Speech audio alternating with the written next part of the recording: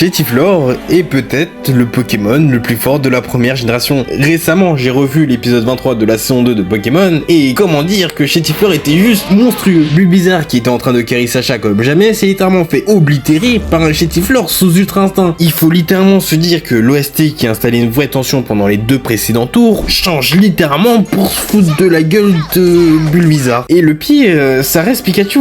Il lui fait 0 dégâts avec sa meilleure attaque avant de se faire one shot. Oui, le même Pikachu qui affronte le Dracolos de Didier dans quelques épisodes.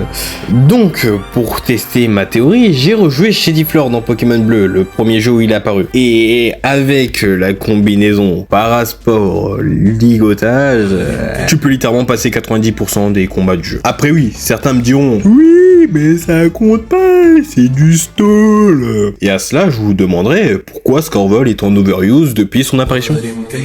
Et le pire, c'est qu'avec l'IA du jeu, ça devient encore plus ridicule. Parce qu'il faut savoir que l'IA de la première génération force souvent les dresseurs à utiliser une attaque super efficace. Donc, tu peux littéralement solo le Dracolos de Peter avec un Chétiflore. Oui, et ce n'est pas une blague. Le Dracolos va juste spammer hâte sur Chétiflore comme un Golemon pendant que tu le vampirises petit à petit. Bref, entre l'anime où il humilie littéralement les Pokémon de Sacha et les jeux où il peut être complètement abusé, tout ça me fait dire que